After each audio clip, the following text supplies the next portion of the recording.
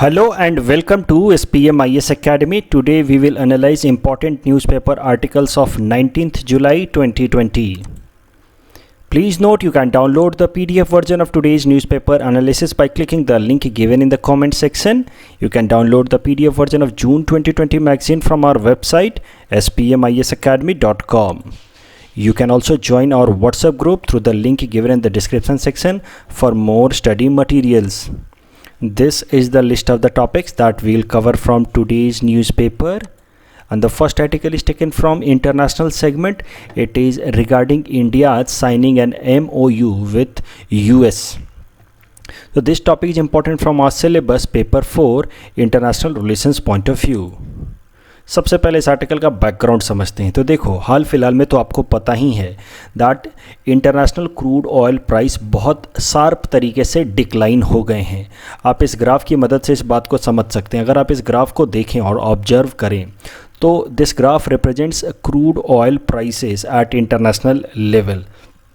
एक particular market का price हमने लिया है वेस्ट टेक्सास इंटरमीडिएट का, that is in US. But this trend is more or less true for almost all crude oil prices across the world. तो देखो, more or less ये जो prices हैं they have remained in the range of $60 to $70 per barrel. लेकिन इस साल मार्च 2020 के बाद से there has been a sharp decline in the crude oil prices in international market. और इसके पीछे जो कारण है वो भी काफ़ी obvious है that because of lockdown, because of covid industrial activities पूरे दुनिया भर में एक बार के लिए स्टैगनेट हो गई हैं, डिक्लाइन हो गई हैं. और जब इंडस्ट्रीज एक बार के लिए स्टैगनेट हो गई हैं तो naturally the demand for crude oil has also come down, and once the demand of crude oil has come down automatically the price of crude oil at international market has also come down. In fact अगर हम US market की बात करें, वहाँ पे जो market है crude oil price का, उसका नाम है West Texas intermediate WTI market in US. उसका तो प्राइस नेगेटिव जोन में मूव हो गया था. इनफैक्ट इसका मतलब ये है कि वहाँ के जो सेलर्स थे they were willing to pay some price for buying crude oil. अब ये एग्जैक्टली कैसे हुआ ये हमने अपने न्यूज़पेपर आर्टिकल में डिटेल में डिस्कस किया है इन एनालिसिस ऑफ 24 अप्रैल 2020. उसको जाकर के आप देख सकते हैं. तो अब ज़रा देखते हैं कि इंडिया ऐसे सिचुएशन का कैसे फ़ायदा उठाने की कोशिश कर रहा है. India wants to take advantage of this situation. जब इंटरनेशनल क्रूड ऑयल प्राइसेस बहुत कम हो गए हैं तो भारत इसका फ़ायदा ज़रूर उठाने की कोशिश करेगा. बट ज़रा देखते हैं कैसे. देखो, India is major importer of crude oil. ये तो सब आप जानते ही हैं. 80% of India's needs are made through import. तो अब इस कारण से इंडिया चाहता है कि हाल फिलहाल में जब इंटरनेशनल क्रूड ऑयल प्राइसेस बहुत कम हो गए हैं तो इस टाइम में ज़्यादा से ज़्यादा क्रूड ऑयल को ख़रीद करके स्टोर करके रखा जाए, क्योंकि इंडिया में भी अभी डिमांड तो है नहीं. तो फ्यूचर रिक्वायरमेंट्स को मीट करने के लिए अभी ज़्यादा से ज़्यादा क्रूड ऑयल ख़रीद लिया जाए और उसको स्टोर करके रखा जाए, क्योंकि अभी क्रूड ऑयल के प्राइसेस काफ़ी कम हैं. लेकिन इसमें एक प्रॉब्लम है that India does not have enough storage capacity. हम खरीद करके इसको रखेंगे कहाँ इस क्रूड ऑयल को. अगर इंडिया के स्टोरेज कैपेसिटी की बात की जाए तो वो बहुत कम है. We have a storage capacity of only 5.33 million tons, that is about 38 million barrels, जो कि हम स्टोर करके रख सकते हैं. यानी कि हम बस इतना ऑयल स्टोर करके रख सकते हैं जिससे हमारी नीड्स लगभग 9 to 10 डेज़ की मीट हो जाए. उससे ज़्यादा का ऑयल हम स्टोर करके नहीं रख सकते. जबकि इंटरनेशनल एनर्जी एजेंसी की रिकमेंडेशन मानी जाए तो किसी भी कंट्री को कम से कम 90 दिनों तक का ऑयल रिजर्व्स अपने पास स्टॉक में रखना चाहिए in order to avoid any kind of vulnerability और एनर्जी सिक्योरिटी थ्रेट. अगर इंडिया के स्टोरेज कैपेसिटी की बात की जाए तो मैंने ऑलरेडी बताया that it is only 5.33 million tons. वो भी 3 जगहों पे हमने अंडरग्राउंड स्ट्रैटेजिक रिजर्व्स बना रखे हैं इनसाइड द रॉक्स. पहला है विशाखापट्टनम में, उसकी स्टोरेज कैपेसिटी है 1.33 मिलियन मेट्रिक टन्स. दूसरा है मैंगलोर में, इसकी स्टोरेज कैपेसिटी है 1.5 मिलियन मेट्रिक टन्स. और तीसरा है पदूर में इन कर्नाटका, उसकी स्टोरेज कैपेसिटी है 2.5 मिलियन मेट्रिक टन्स. हम आगे हमारी सरकार और भी स्टोरेज कैपेसिटीज़ बिल्ड कर रही है, लेकिन वो अभी कंस्ट्रक्शन फेज में है. 4 मिलियन मेट्रिक टन्स का स्टोरेज कैपेसिटी चांदीखोल उड़ीसा में बनाई जा रही है और 2.5 मिलियन मेट्रिक टन्स की स्टोरेज कैपेसिटी वापस से पदूर कर्नाटका में बना रही है भारत सरकार। लेकिन इसके बावजूद भी हमारे स्टोरेज कैपेसिटी बहुत कम है एंड हम इस जो करंट सिचुएशन है इसका फ़ायदा नहीं उठा सकते। तो इस कारण से भारत सरकार ने फैसला लिया है that it will sign MOU, memorandum of understanding, मतलब एक तरह का अग्रीमेंट विथ US, ताकि हम अपना जो भी पेट्रोल रिजर्व्स है उसको ख़रीद करके US के अंदर स्टोर करके रख सकें। रीज़न बीइंग कि US की जो स्ट्रेटजिक रिजर्व कैपेसिटी है वो बहुत हाई है। अगर हम कंपेयर करें तो हमें पता चल जाए कि इंडिया की स्टोरेज कैपेसिटी के सामने US की स्टोरेज कैपेसिटी बहुत हाई है। कैसे? इंडिया की स्टोरेज कैपेसिटी मैंने बताया इट इज़ 38 मिलियन बैरल्स। अगर मिलियन मेट्रिक टन्स में बात की जाए तो it is 5.33 million metric tons. तो 38 मिलियन बैरल्स इंडिया की कैपेसिटी है, स्टोरेज कैपेसिटी, जबकि US की स्टोरेज कैपेसिटी है 714 मिलियन बैरल्स। दुनिया की सबसे बड़ी स्टोरेज कैपेसिटी US के पास है। इंडिया की जो भी स्टोरेज कैपेसिटी है उसका 20 टाइम्स लार्जर स्टोरेज कैपेसिटी है US के पास। तो अब इंडिया US के साथ एक अग्रीमेंट साइन कर रहा है। अभी वो एग्रीमेंट प्रोसेस में है, मोर और less it will be finalized. लेकिन हमारे पेट्रोलियम मिनिस्टर धर्मेंद्र प्रधान जी ने कहा है that an MOU has been signed, और उसके मदद से अब इंडिया US के स्टोरेज कैपेसिटी को यूज करेगा, यूटिलाइज करेगा in order to store its own crude oil in US। तो इससे फ़ायदे क्या क्या होंगे? What will be the benefits of this agreement for India? पहला फ़ायदा होगा इकोनॉमिक सेंस में। नेचुरली हमारा फॉरेक्स रिजर्व सेविंग होगा।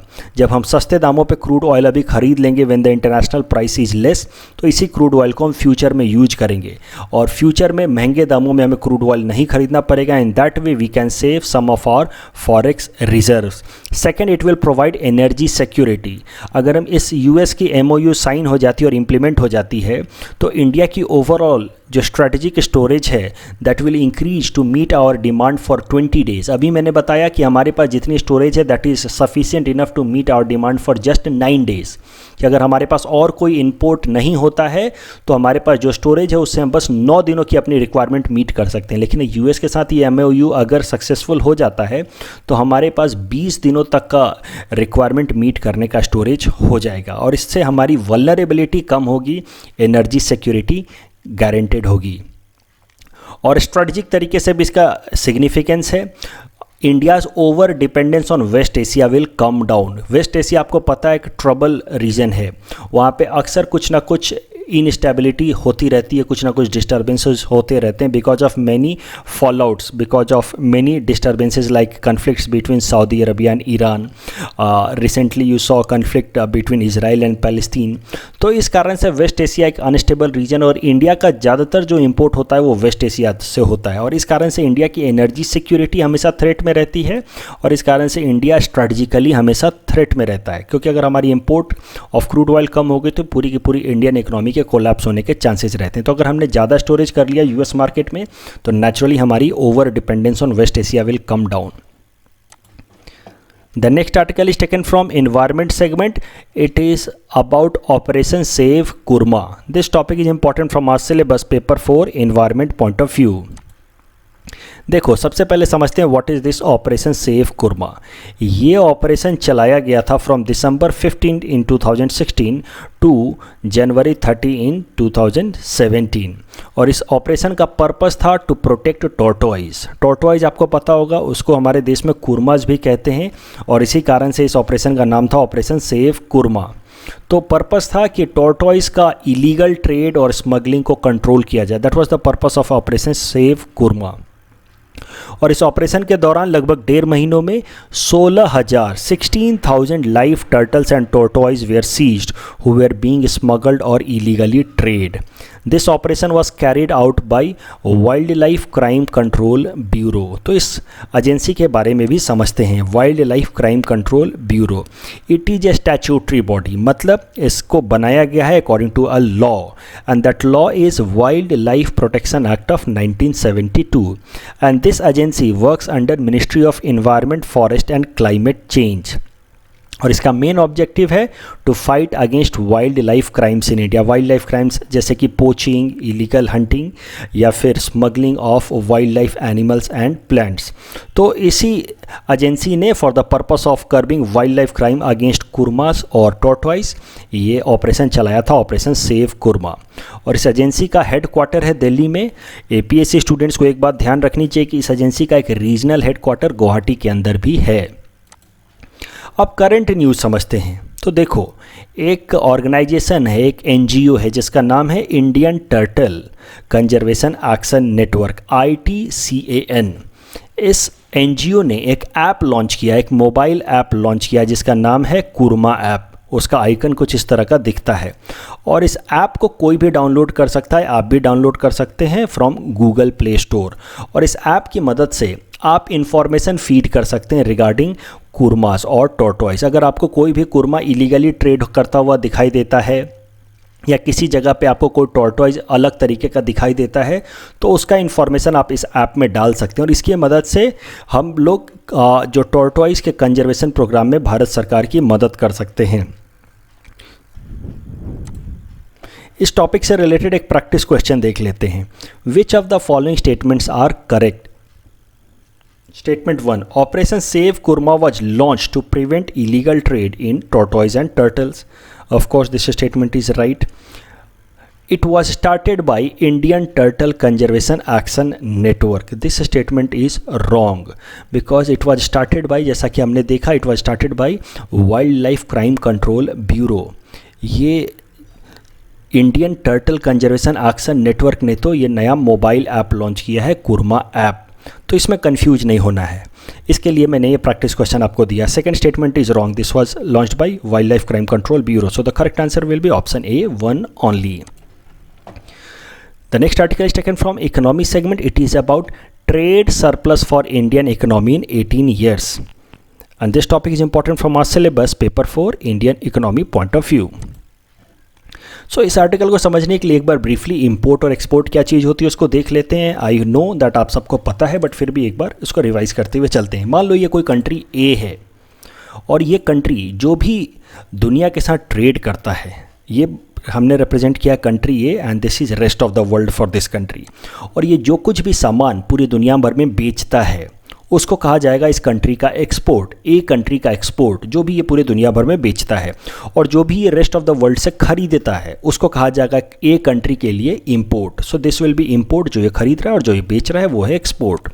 और trade deficit and trade surplus का भी कॉन्सेप्ट समझ लेते हैं। अगर ये कंट्री ए इंपोर्ट ज़्यादा कर रहा है, एक्सपोर्ट कम कर रहा है, देन इस केस में हम कहेंगे किस कंट्री का है ओवरऑल ट्रेड डेफिसिट, इंपोर्ट ज़्यादा export come.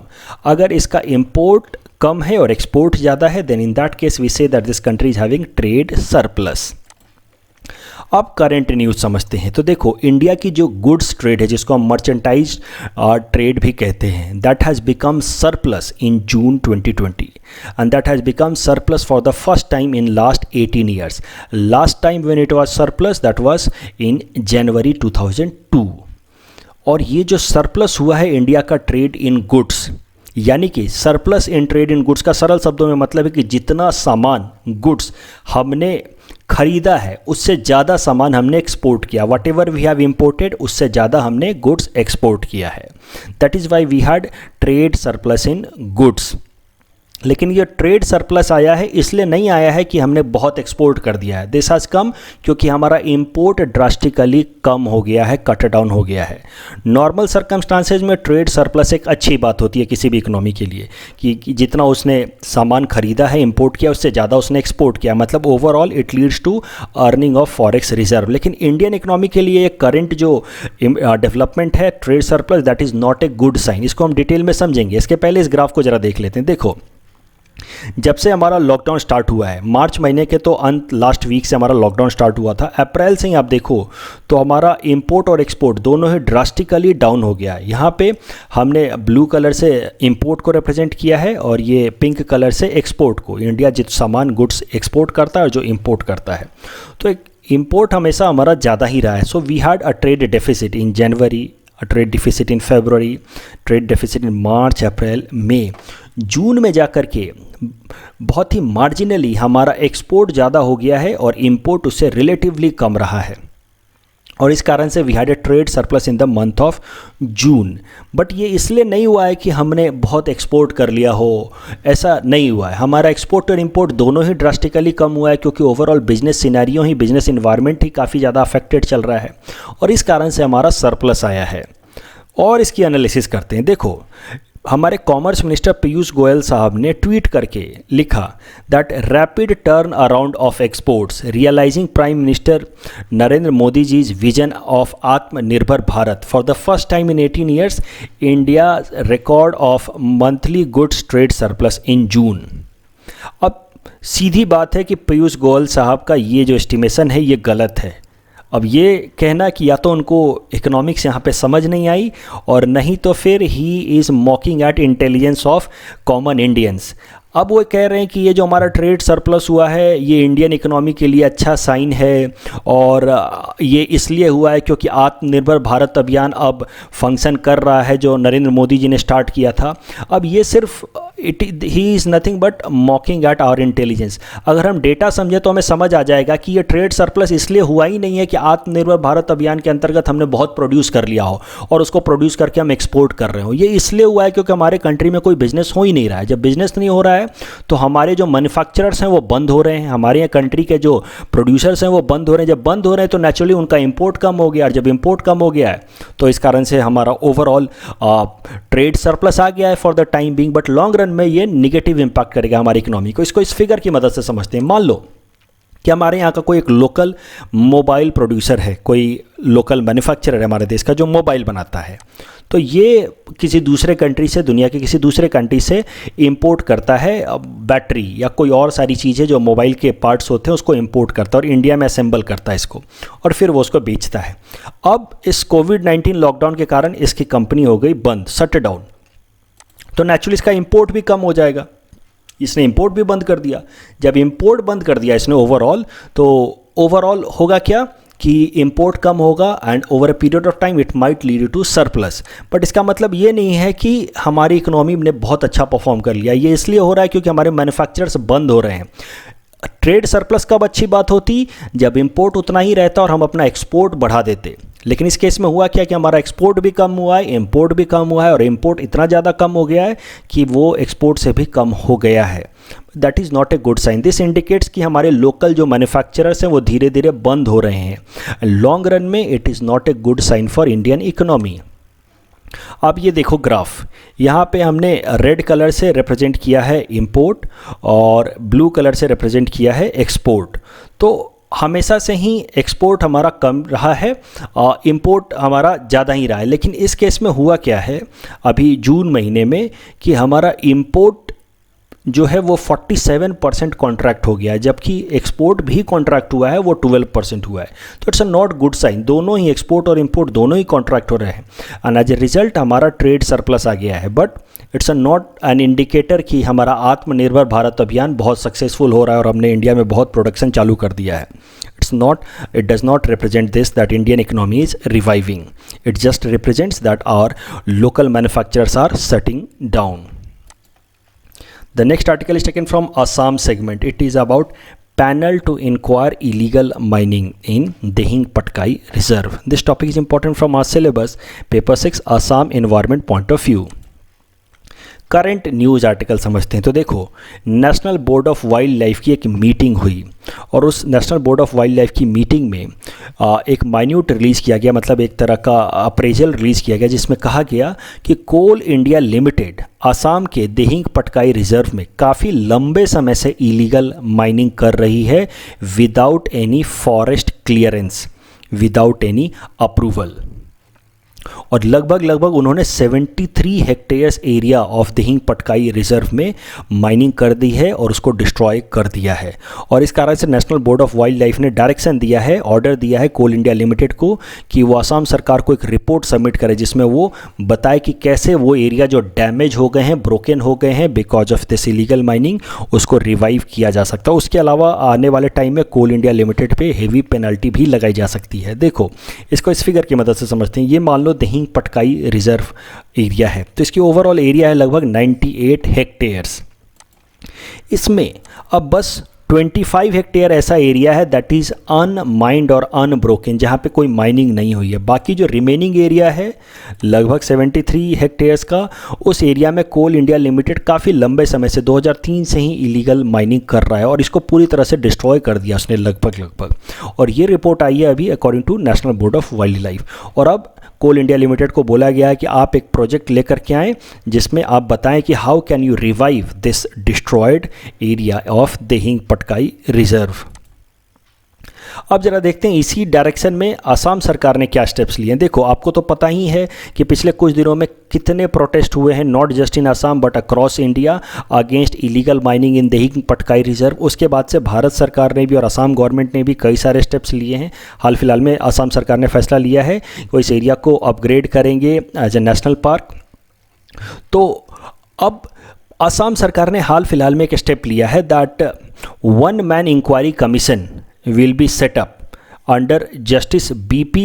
Katake, who is a retired judge of Guwahati High Court, to probe the allegation of large-scale illegal coal mining and destruction of biodiversity in Dihing Patkai forest since 2003।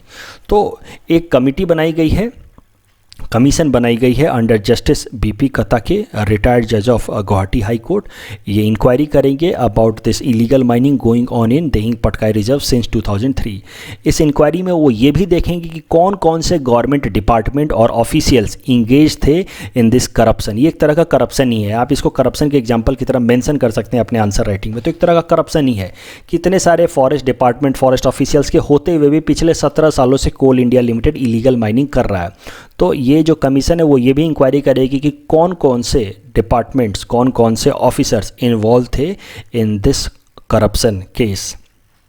देखो, Dihing Patkai reserve crisis को detail में हमने discuss किया है, वो पूरा matter in our newspaper analysis of 22 May 2020। तो Dihing Patkai crisis को अगर आपको समझना है, एग्जैक्ट उसके इश्यूज समझने हैं, तो आप हमारे इस न्यूज़पेपर एनालिसिस को जाकर के देख सकते हैं। The next topic is again taken from Assam segment. It is about compulsory language in APSC. देखो, ये topic it is not directly related with syllabus, but फिर भी मैंने इस आर्टिकल को कवर किया है क्योंकि it is important for APSC aspirants. देखो, आप सबको तो पता ही है that as per APSC rule 2019 now job applicants will have to qualify either in Assamese or Bengali or Bodo language, but candidates from Dima Hasao, Karbi Anglong and West Karbi Anglong districts are exempted from this। ये बात तो आपको पता ही है। अब कई सारे स्टूडेंट्स को ऐसा लगता है that this step is discriminatory, Assam सरकार उनके खिलाफ डिस्क्रिमिनेशन कर रही है, और ये आर्टिकल भी उसी बेसिस पे आया है। फॉर एग्ज़ाम्पल, मणिपुरी लोग जो असम के अंदर 16th सेंचुरी से रहते हैं, उस कम्युनिटी के स्टूडेंट्स क्लेम कर रहे हैं वो असम के अंदर अहोम किंगडम के टाइम से ही रह रहे हैं और उन्होंने असमीज कल्चर में भी बहुत कंट्रीब्यूशन दिया है। Now they are part of Assamese culture itself. Assamese culture का मतलब ये नहीं है असमीज लैंग्वेज, ऐसा उनका कहना है। तो they are been part of Assamese culture. लेकिन अब असम सरकार ने असमीज लैंग्वेज को कंपलसरी कर दिया है फॉर गेटिंग इनटू APSC। तो उनका ऐसा मानना है कि ये इन कम्युनिटीज़ के लोगों के खिलाफ डिस्क्रिमिनेशन है, and it is not just Manipuri community. ऐसे बहुत सारे कम्युनिटी के लोग हैं जो असम में रहते हैं जो असमीज लैंग्वेज नहीं बोलते हैं। उनको ऐसा लग रहा है कि असम सरकार ने APSC के अंदर असमीज लैंग्वेज को कंपलसरी करके उनके खिलाफ डिस्क्रिमिनेशन किया है। लेकिन अगर मैं अपना ओपिनियन बताऊं दैट अगर इस क्वेश्चन पे हम डिस्कस करें कि is it really a discriminatory action, क्या असम सरकार ने सच में कुछ स्टूडेंट्स के खिलाफ डिस्क्रिमिनेशन किया है? इन माय ओपिनियन नो, ये डिस्क्रिमिनेशन नहीं है। और इसके पीछे मैं कारण भी बताऊंगा कि क्यों ये डिस्क्रिमिनेशन नहीं है। देखो, पहला कारण, to work in Assam a civil servant should know Assamese language which is widely spoken in Assam. एक बात तो तय है कि ठीक है सारे लोग असमीज नहीं बोलते हैं, लेकिन मेजॉरिटी असमीज अभी भी बोलती है असम के अंदर, और जो कॉमन प्लेसेज हैं, पब्लिक प्लेसेज है, वहाँ पे असमीज लैंग्वेज ही चलता है, भले सब लोगों का मदर टंग असमीज नहीं होगा। तो जो सबसे ज़्यादा बोली जाने वाली लैंग्वेज है वो एक सिविल सर्वेंट को आनी चाहिए। अगर आपको सोसाइटी में रह करके लोगों के लिए काम करना है तो आपको लोगों के लैंग्वेज भी कुछ समझने होंगे, तब तो जाकर के आप उनके लिए काम कर पाएंगे। तो to become a civil servant, become an ACS, APS, आपको थोड़ी बहुत SMEs आनी चाहिए।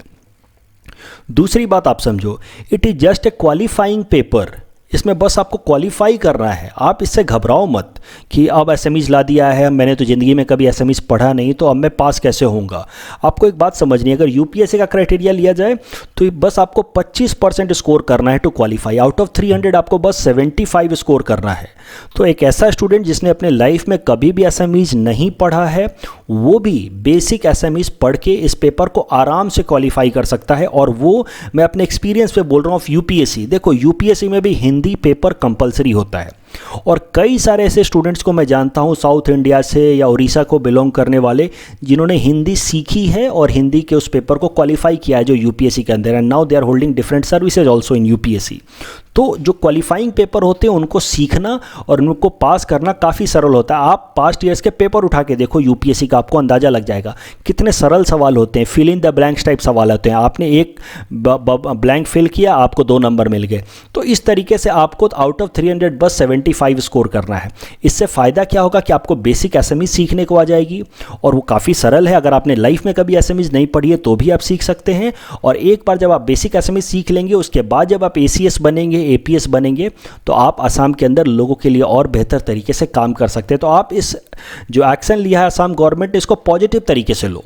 आप SMEs सीख सकते हो, जो भी रिक्वायरमेंट है इस पेपर को क्लियर करने के लिए, और आप आराम से इसको पास कर सकते हो। So don't worry about this paper. बहुत सारे स्टूडेंट्स हैं जो इस पेपर को लेकर के बहुत ज़्यादा वरीड हैं। आप बस मान के चलो ये क्वालिफाइंग है and you can easily do it. अगर आपने लाइफ में कभी नहीं पढ़ा है तो भी आप कर सकते हैं। In our segment Target UPSC Prelims 2020, today we'll cover topic number 545 to 547. Topic number 545 is Mighty 5 or Meaty 5. देखो Mighty 5 और Meaty 5 is an acronym for 5 countries. M for Malaysia, I for India, T for Thailand, I for Indonesia, and again V for Vietnam. These are 5 nations predicted to be among the 15 most competitive manufacturing countries in the world by 2020. Please attempt this question that is based on topic number 545. Topic number 546 is United for Biodiversity. The European Commission has launched the United for Biodiversity coalition made up of zoos, aquariums, botanical gardens, national parks, and natural history and science museums from around the world on World Wildlife Day 2020. Please attempt this question based on topic number 546. Topic number 547 is about world's largest importer of crude oil and LNG.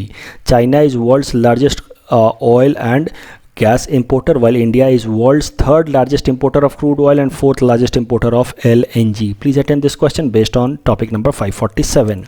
This is the answer of question number 542 to 544 that we had given in yesterday's newspaper analysis.